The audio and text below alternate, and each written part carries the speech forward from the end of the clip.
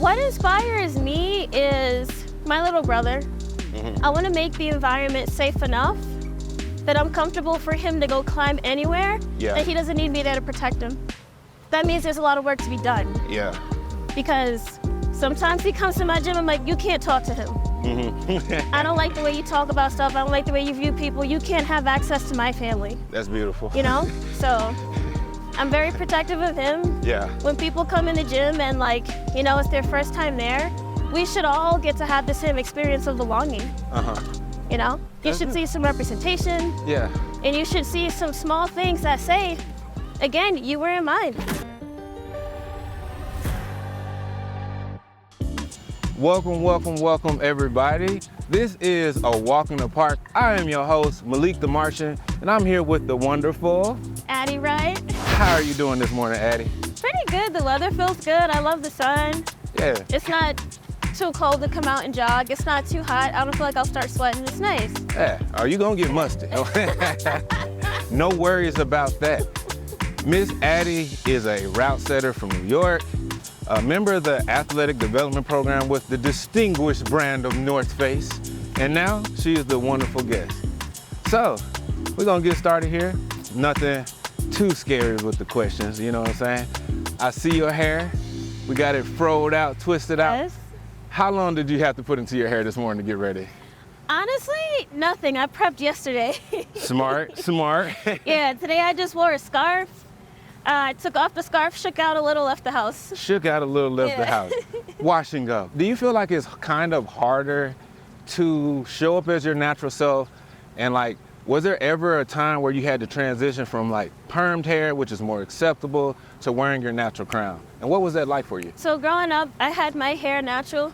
Okay. My mom took pride in it. And then in the second grade, she permed my hair for the first time because it was just so much work to take care of it. Yeah. She's working full time to take care of the house. She didn't have time to do my hair too. Yeah. And then I didn't actually go natural again until 10th grade. Okay. So I live in the Bronx. And when you go do your hair, you go to the Dominican hair salon around the corner. Yeah. So I went to go get it done, and my hair was like down past my shoulders. Needed to get the ends clipped a little bit. And this woman, I'm telling you, she was jealous of my hair because she cut it to my shoulders and gave me bangs. Oh, damn. And I was like, never again. Like black bangs is different because they're all poofy and everything. Yeah, You know? I was like, never again. I was like, if this is how someone else is gonna treat my hair, it's up to me. Yeah. So I've gone to let someone else clip my hair one time since then. Okay. In high school. I got my hair straightened professionally into a bob so I could wear extensions for prom. Oh, okay. And then after that, I've been cutting my hair myself, so it's been 13 years. That's amazing. No big chops in between those 13, just straight? Yep. You know, it's kind of wild that as like black people, it is a radical statement to grow your hair naturally. It is. Like my locks, it's just grow like that. I don't literally do nothing but wash and clean it and keep it moisturized. But it was a radical statement for me to have hair and people telling me like, oh, I liked you better when you were more presentable. Or like, I think about the language we use. Yeah. Good, clean man. Yeah. And I'm like, am I a bad, dirty person? 'Cause I have hair.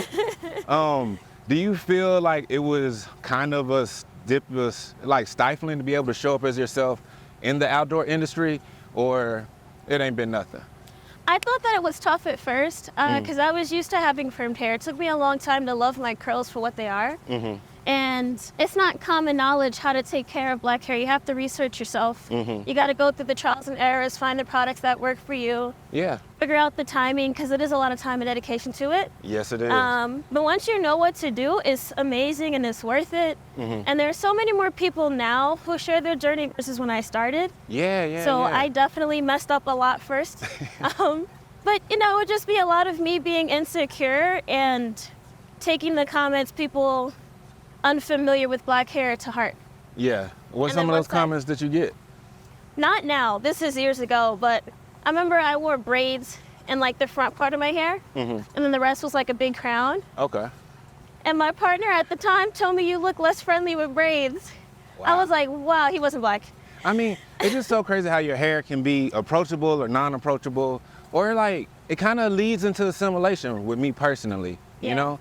When I was in college, I was in the Student Government Association, used to wear a shirt and tie, have a haircut, and I was in Arkansas, and they still call me you know what I'm saying? So it's just like, if I'm still gonna be I might as well just be comfortable in my own skin and not try to assimilate. I think through assimilation, we lose so much culture and we lose the impact of us existing versus just being our true self. And the only way to like truly get rid of stereotypes, in my opinion, you can't assimilate. The only way to defeat a stereotype is to show up as your true self and to defeat whatever ignorant notion people have projected in their mind. Yeah. How is it being a route setter in New York? Ain't too much outside climbing. I went to the Central Park boulders when I was there. I flashed everything, red point, you know what I'm saying? You can believe it or not, I don't care. But what is it like being a climber from the inner city in like the most citiest city in America? It truly is. What's really funny is people will ask me, there's climbing out there? I'm like, there's a bunch. Yeah. It's not just Central Park. There's Prospect Park. There's Inwood Park. There's Fort Tryon. Okay. There's quite a few places to go.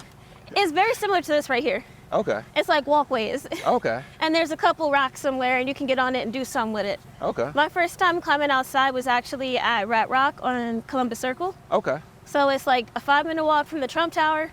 Oh. Get on some rocks. Got the city in the background. Mm-hmm. It's like picturesque. It's really fun. It's slow ball. Okay. So there's no high falls. You're good to go. And then my real first time outside was in the Gunks.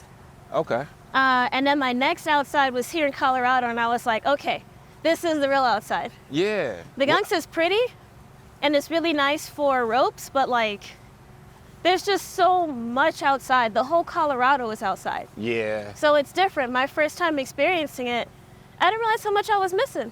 Yeah, because Yeah. I mean, inside is like a simulated, it's just simulated where it's fake. It doesn't feel the same at all. Yeah, my first time going outside was Color the Crag in 2019. We was in a boulder field. I'm like, oh, this is bouldering. It's a big ass rock. Like, oh, and it's not holes. And it's just, I found myself just walking to the top of the boulders. Yeah. They're like, the route is here. I'm like, shut up. I'm in my childhood wonder of just wanting to climb and get to the top of things. How did you find yourself into climbing, and what led you to being a route setter? So my mom works for NYU.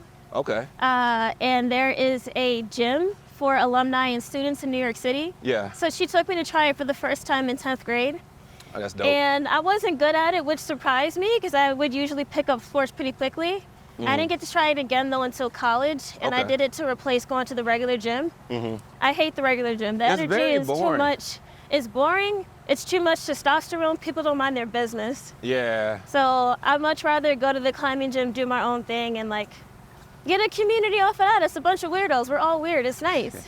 Because climbing is like an odd thing to want to do. You know what I'm saying? And then I'm one of the only folks who looked like me in each place that I would go and climb. The first time I ever climbed with a group of black people ever was at Blackout Fest last year. That was so spiritual for me. Shout out to Tiffany for putting together the Blackout Fest. Make sure you support Tiffany and black women creating black affinity spaces to bring more people into it. Because I mean, like, I went to Color the Crag, which was my first experience outdoors, and it changed the trajectory of my career. And it was like our people putting in our space for us. Because I don't know about you, I ain't trying to go to middle of nowhere, Alabama during the week. No. There's lots of things to acknowledge outside of access to barrier with finances, with knowledge of like how to get outside. Yeah. Take enough time from work, but there's such a thing as sundown towns. There's is. places that unfortunately I got no business visiting, I'm not gonna visit. So it's really nice to be able to go to a festival where they're like, we answered those questions, just bring yourself. Yeah, everything is. We got the gear. Yeah. We got the community. We got the food, the resources. Just come have a good time. Yeah. Because that festival isn't about climbing, it's about being outdoors. Yeah. We were coloring, we did yoga, we had karaoke, we ate food. We had like so many people present from inside the climbing field in their different respective ways. Like, it was just awesome. Nah, I'm glad we're in a large group chat right now. Like, almost all of us still hang with each other. No, that's beautiful. Yeah. And I'm glad you got a chance to get that community. So are you the only black route setter at your gym currently? Yes. Okay. Yeah. How does that go, like being in the gym, route setting, like how do you make up a hard route? How do you make up in your mind? I tried it once or twice and mine was like here. So how do you make an interesting route What goes into the thought process of approaching a blank wall? So there's so many ways to approach route setting. It's a piece of art. You can see it as a sculpture. You can see it as writing an essay. You can come from so many views. As an instructor and a person who used to compete, my approach is exposing people to different styles and sometimes basing what I put up on aesthetic. Okay. And then from there, you can turn a difficulty up or down. Okay. You can make a foot worse. You can rotate it a different way. Is that when they be turning them and just micro we call that level 1 tweaks. Level 1 tweaks. Yeah. I'm always, if I was a route setter, I was just like at the old gym I used to be at, I would tell the route setters like, you should make an unclimbable route and don't tell nobody. Like, it's missing a couple moves. I just want to see people like walk up there and be like. The thing that's hard and then is fail. It would, like, the world would end for some people if there's a climb that no one can do and there's no grade on it. Yeah. I think because people are grade chasing and because for many climbing is so glory oriented as opposed to getting to just explore and have fun. Yeah. It's unfathomable to put something up that isn't regimented. Like, I can't climb this and gain information about myself. That's crazy. Yeah. You know? There would be upheaval. You can't. They're gonna be leaving angry notes in the suggestion box. You can't. There's already enough like anger in between sometimes setters and the members when you put up your climbs. Yeah. They want to know the grade you think it is right away. There's no patience. We put up our grades on Friday for a reason. Like, we have a goal in mind. We put up our climbs. We watch y'all get on it. And we know y'all because we watch you. We set for you. We know what you're climbing. I mean, can we admit we just make it up a little bit as we go? We do too. Like, what does 3 mean? What does 10 mean? Yeah. How the heck is a 10 different from 17 if you project V4? Can you tell the difference? I can't because I So can't it doesn't project matter. anything past a V5. I'd be like, when I start gotta crimp it, nah, man, I'd rather not. But as someone who's like starting to spend more and more time outside, what are the differences that you're starting to see from like the indoor climbing versus outdoor and the different type of communities that like congregate to each one? I haven't climbed outdoors as often as people would think. I've gotten outside a lot because of my sponsors. Yeah. I got my day pass to go up and climb the Gunk, so I don't got to pay to be there. Beautiful. You know, I got my training gear via Tension Climbing. Yeah. The bag that I wore to like travel out to here, I put all my stuff in there, just a day pack. Okay. And it's got its own little zips and compartments. It's pretty nice. Yeah. The clothing that I wear, North Face, the shoes I like, my climbing shoes, all from La Sportiva. Okay. Them theories is expensive. Yeah. And I Like, mean, every time you smear a foot, that's $10 lost. But it's free for me, so I don't care. yeah, you just You take know? the toes right off your shoes. We don't even Right, just resole switch them. 'em out. We don't even resole them. We just throw them on the telephone blind. And then getting my chalk bags from Beta Labs. They were my first sponsor Okay. Before all the hype? for anything. So they hold a special place in my heart. Yeah. My first competition at a gym called Cliffs LIC, Okay. I was finally competing in advanced. Yeah. And like, I was projecting V6 at the time. I was maybe like 3 years into climbing or like 2 years or something. And I did the afternoon session. And in the night session, Kai Leitner came through. Oh, shout out to the He was homie Kai. Shout out to Kai. The black climber in my Yes, mind. You know what I'm literally, saying? he was the one that I had to like aspire to. He was the only example there was. Yeah. That I could see. And he was when he was on competition circuit. He was doing it. Oh, he put it down. He you hear still me? do it. Yeah. I wish I was as flexible as him. Like, he'll do a knee drop where his ankle is at his ear and pull up. It's just crazy. Like, shout out to Connie. Yeah, It's just, Miss Connie is everybody's auntie. oh yeah. And she's looking out for all of us. Yeah. How important is to have like those type of connections or mentorship from someone who's been in the industry? How does that impact you, like with all your new sponsors and the attention that's on you? Like, do you feel the pressure and how does their words help you navigate it? It's irreplaceable. Hearing some helpful words from someone's experience who lived it versus someone on the side who's Yeah. like trying to guess what it's like. Mm-hmm. They'll Well, try if to it was help me, out, I but would it's do not this. empathetic, right? It'll never be you. Don't worry Always about a backseat driver in that sense. Mm-hmm. You know, and it's not helpful when you're in the motions and feeling it, and like you feel pressure, especially if you're from a minority background that is hardly represented. People will believe that you only have this resource because of that. Yeah. They don't think you have any skill, that you have anything to say, anything to contribute to the world.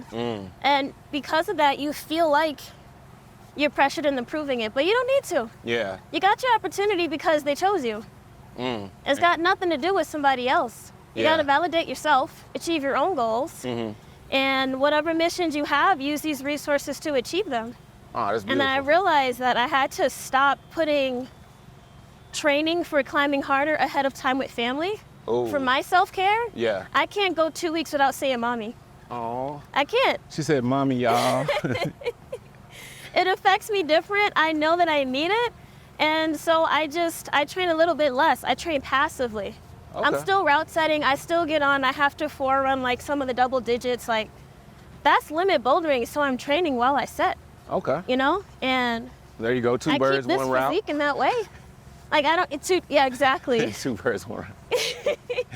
I don't need to be any stronger than I am to achieve my job because I got here without it. Oh, that's beautiful. And you're only getting better with time. Exactly. Finer like wine. Exactly. You're doing pretty good so far. You know, this is pretty chill. How about you feel like we kick it up a notch? Not too much. Not too much? Not too much. Let's go up to I'm like, a climber, not a runner, but I'm gonna go for it. let's go up to 3. You think you can All have a right. little 3? I think so. Okay, a little 3.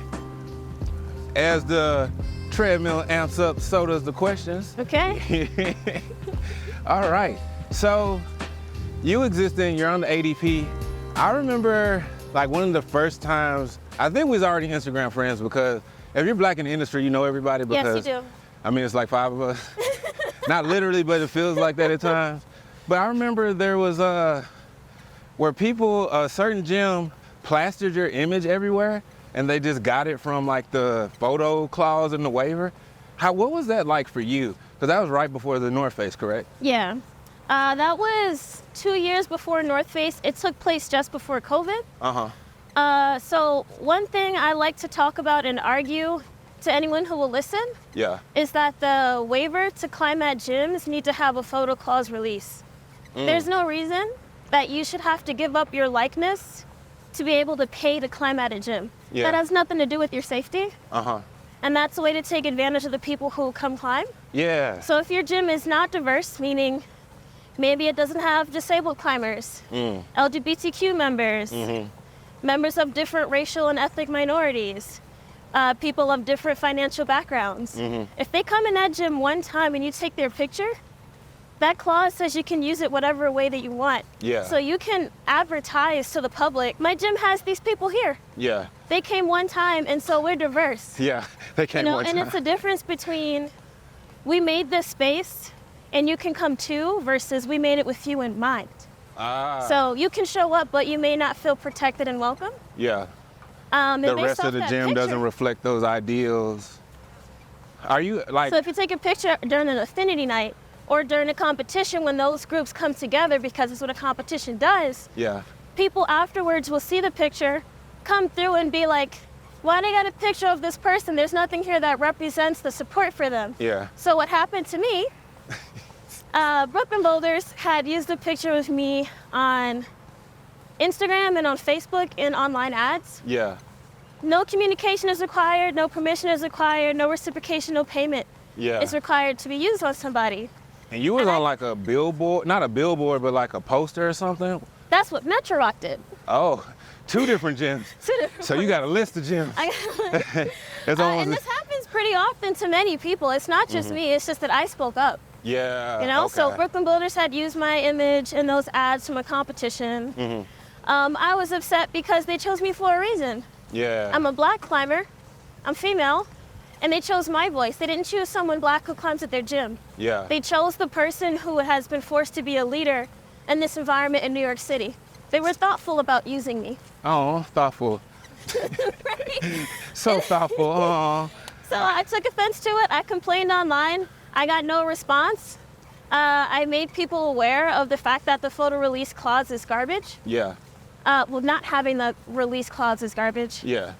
And Or the fact that so they can just take your likeness and use it forever. they can sell it to anybody. It's almost like how those the school photographer is like, is that diversity? Uh-huh. Yep. Oh my God, we need this going on the front page of the yearbook, boy.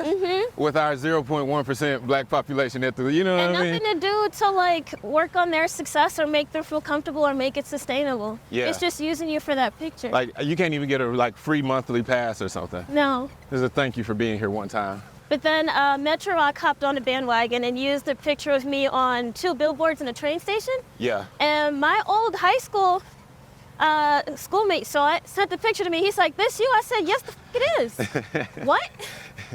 And so I blew it up on my page. I'm like, we're not about to start this trend of use the black girl. So I had a big thing about it. People saw it. They all messaged the gym for me. Someone else was helping me out from the back. And then they reached out to me. Okay. The That only marketing took half the person who world. used it, well, because you got to bring it up. You got to threaten the money. Yo, you don't want to mess with the money. You got to threaten the money. Who cares if I say something? I'm nobody. But like if I threaten how much money you'll make, that's a bigger thing. Oh. So affecting their image in that way. Everybody reached out, complained on my behalf. They took it down, and then they apologized. Okay. This, that, and the third, they made amends. Yeah, that was But a the world just resolution. did not. to it. I was ignored. Was it scary for you to speak up and use your voice? And are you like ever advised to like not say something because you might box yourself in or lose opportunities?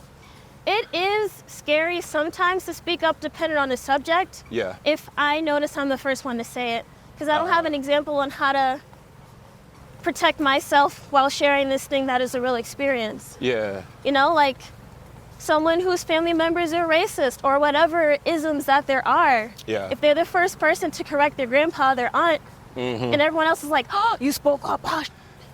Well, You yeah. might be like blacklisted, it become the blacklist of the black sheep of the family for speaking up.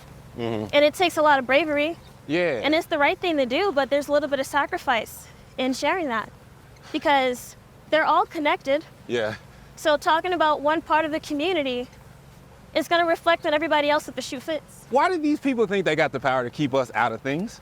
Like, the way I view my career and trajectory and everything is like, I am a boulder rolling down a hill. And I tell myself constantly, no matter who I'm up against, who beefing with me, who trying to take opportunities out my mouth, it is very hard to stop something in motion. Yeah. So I want you to remember that. Like, you in motion, you got inertia behind you, and I just imagine like any hater just like, and I'm like rolling, and they just like, oh my God, I don't like this. And you're gonna get squished because the things that I went through in a personal life, the industry ain't nothing compared to my life in South Memphis. Yeah. Like, how do you keep that fire in spite of? Like, What inspires me is my little brother. I want to make the environment safe enough that I'm comfortable for him to go climb anywhere, Yeah. and he doesn't need me there to protect him. That means there's a lot of work to be done yeah. because sometimes he comes to my gym, I'm like, you can't talk to him. I don't like the way you talk about stuff. I don't like the way you view people. You can't have access to my family, That's beautiful. you know? So I'm very protective of him. Yeah. When people come in the gym and like, you know, it's their first time there, we should all get to have the same experience of belonging, Uh-huh. you know? You That's should good. see some representation, Yeah. and you should see some small things that say, again, you were in mind. That's Like be- folks who are adaptive climbers, Yeah. ramps to get on the top rope pad, Yes. you know? It's Bars called at a inclusion. specific spot in the bathroom, like the toilet's a certain height, the Yeah. sink accessible. Certain things that we can easily do to make sure everybody, and when I say every capital body, Yeah. no matter what body you have, that's what inclusion is. That's what is equity. And too many times I see people ready to make capital off people without making it equitable. Yeah. Now, Addie, you're what I would call a true New Yorker. And you wanna know why? Why? You don't have a license. I do not. I've only driven one time in my life, thanks to Nina Williams. She let me drive her car. Thank you, Nina. Make her you, drive Nina. again. Make her drive again. I look at driving as a survival skill, you know? How So do I'm you- done. You're just stuck in New York. I'm stuck. I can only play like Midnight Club or something. Do you want to learn how to drive? Is that even I do. No one in my family directly has a license or a car. true So New Yorkers? again, I'll be the only one. Yeah, just breaking all the barriers. Break it every time though. Breaking all the barriers myself. That's beautiful. One of the most common things I think about, my friend Kai, freaking awesome person. Yeah, He's been climbing with me since I was at MPHC, so we go back by like 8-9 years now. He works at Central Rock. He's a head setter at the Connecticut locations. Uh-huh. And he was privy and around for when people asked me, oh, why don't you go outdoors? And I was like, oh, my folks don't let me outside like that. They were like, what? And I was like, I'm not saying that I'm like a dog who's trained to live in a doghouse. I'm saying they don't let me outside in these environments where there are dangers I don't know about. Yeah. We haven't had those more in-depth discussions. And there are people I'm around like yourself who don't read between the lines of what I'm saying. Yeah. Like, you don't know what a sundown town is. You don't know why we shouldn't stop at that gas station. Yeah. You don't understand why some of the names of these routes are offensive and make me feel like I'm in danger. Yeah. Because it's not just the fact that that's the name, it's the fact that it's okay. Yeah. Nobody said anything. I mean, what else is okay? Yeah, I mean, or they'll try it. I remember like one time me and Manoa was driving back from Ouray Ice Fest. There's a gas station called the Hanging Tree gas station.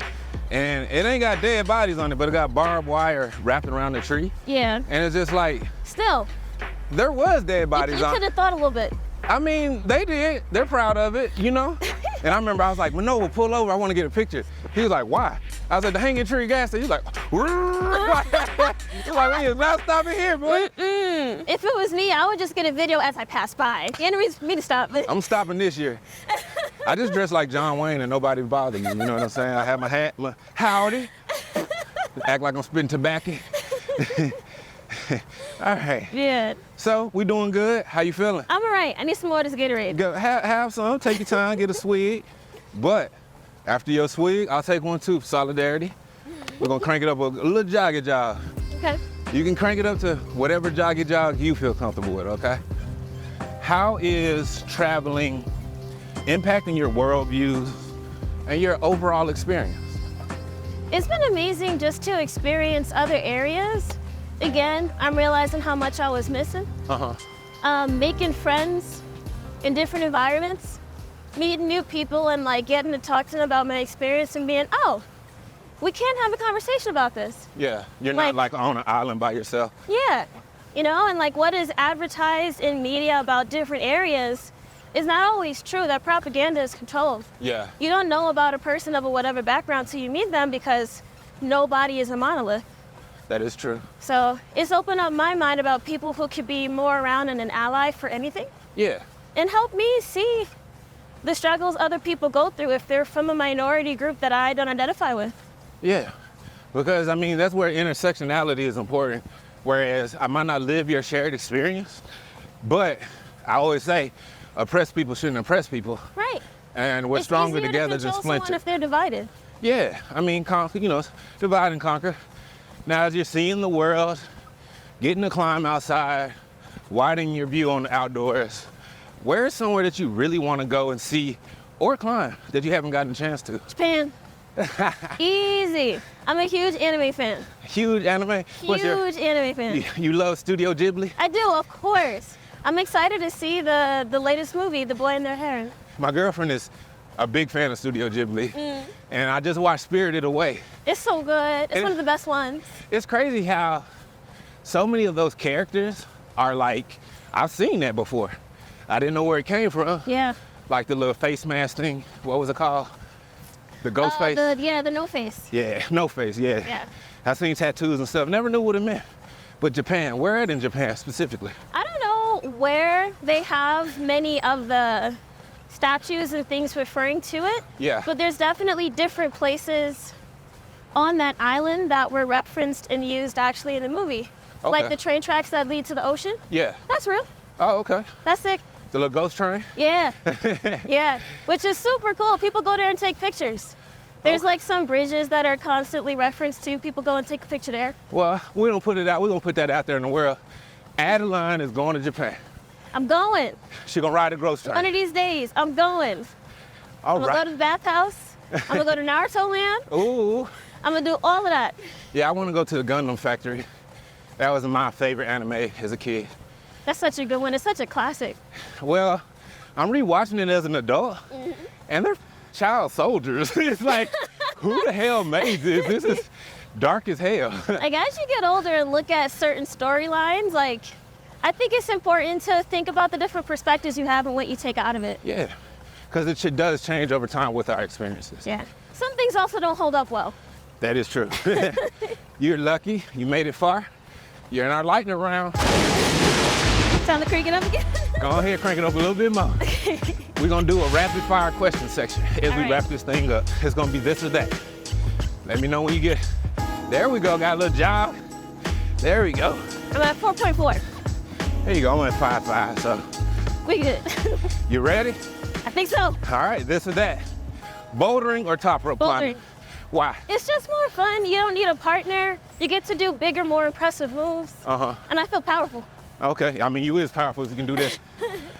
Shoes with aggressive, downturn, or neutral climbing shoes? Aggressive. Why? Because I love my theories. I need to feel everything I'm stepping on. Okay. Lead climbing or audible A? Audible. Ooh, you brave. I'm afraid to lead climb. After being in the industry for so long, I've seen people belay correctly Yeah. and then just mess up. I'm so afraid to deck, Yeah. and I hate the feeling of a big fall. I also don't do it as often. Okay. Chalk ball or chalk bag? Chalk ball. Why? Takes less time to chalk up. Ooh, smart, efficient. Climbing holes, crimp holes or slopers? Crimp. Ooh, why? Because I get more control of my wrists and then my body, so I'm not stuck right under to go where I want. Okay. Do you prefer climbing in the morning or in the evening? Maybe the morning. There's less people. Okay, smart. I work in my gym, so it's better in the morning because nobody's gonna try to make me work. Climbing competition or climbing just for fun? Competition. What is it about competing you love? The cooler moves, the big groups cheering you on. Finals is the best part, and the aesthetics. Okay. People pay more attention to how the climb looks for competition. Oh, okay, yeah. So you come in and it's sick. It is different.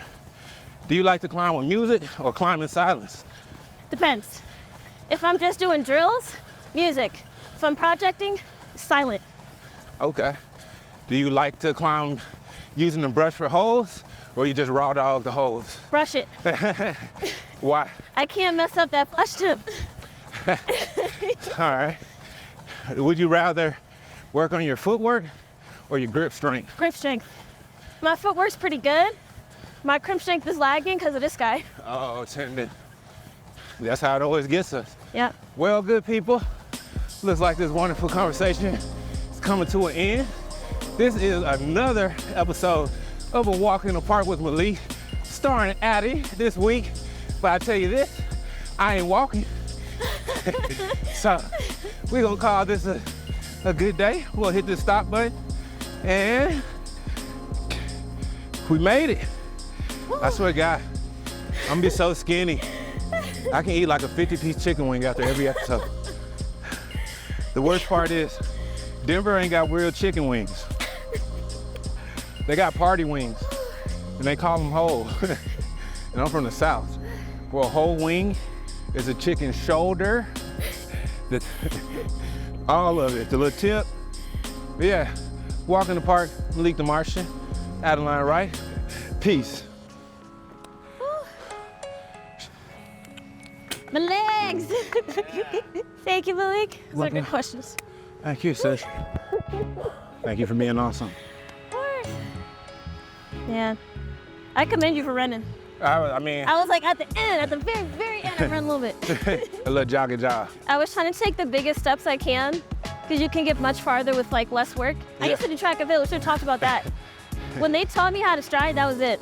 You know, in this show, I talk about sensitive topics that are personal to me. And sometimes you might hear me speak. And you'll be like, oh my God, is he talking about me? And I just want you to know, if you think I'm talking about you, what is the word? If the shoe fits, wear it. If the shoe fits, wear it. But you go ahead, not just get the shoe, get the rest of the outfit that match, motherfucker, because I am talking about you.